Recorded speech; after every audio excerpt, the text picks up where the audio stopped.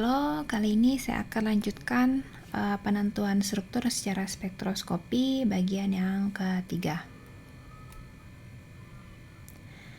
Terdapat dua pendekatan dalam memahami NMR, di mana masing-masing pendekatan ini punya kelebihan dan kekurangan. Di video ini saya akan menjelaskan pendekatan yang pertama, yaitu menggunakan mekanika kuantum. Untuk lebih mudahnya, kita mulai dari klasikal mekanika model. Contohnya di sini modelnya adalah giroskop. Di sini ada dua gambar, gambar A dan gambar B. Nah, yang gambar A ini, yang sebelah kiri, itu kita bisa lihat giroskop, atau mungkin lebih mudah membayangkan itu gasing, ya, gasing. Gasing ini kalau kita putar, dia akan melakukan spin pada porosnya. Ya kan, ini dia spin pada porosnya. Pertama dia tegak gitu ya. Terus dengan adanya gravitasi di sini membuat giroskop ini berputar sedemikian rupa sehingga dia membentuk torsi. Jadi putarannya itu begini, kemudian dia agak miring. Nah, putaran ini dinamakan sebagai putaran atau presesi. Nah, ini kalau kita pakai model gasing ya. Jika dilihat dari spin inti, di sini kita punya spin inti yang gambar yang B. Hal serupa itu terjadi juga. Nah, ini dia bisa berputar dengan porosnya. Kemudian dia juga adanya medan magnet luar atau B0. Jadi kalau yang gasing tadi kan dipengaruhi oleh medan gravitasi ya.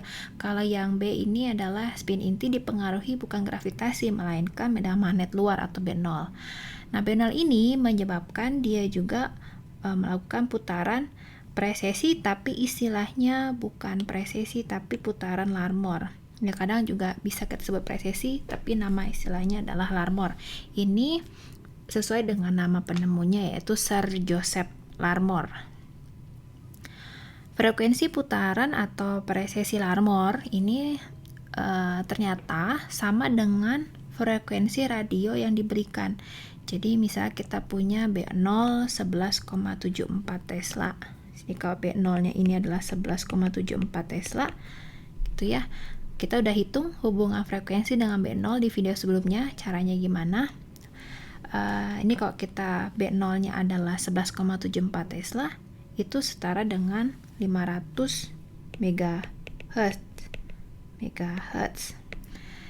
Dan ternyata putaran dari inti ini, frekuensi Larmornya juga adalah 500 MHz.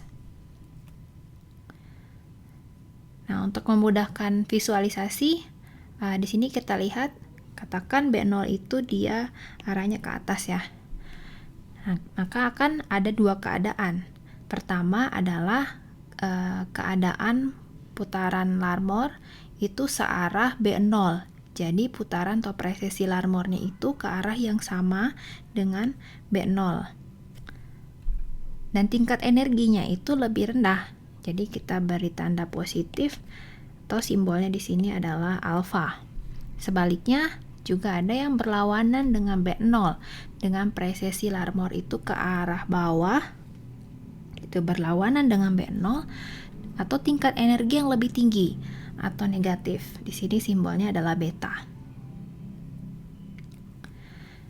Nah, misalkan kita punya 0,7 ml sampel NMR, isinya 10 milimolar kloroform diukur dalam aseton D6 atau aseton terdioterasi.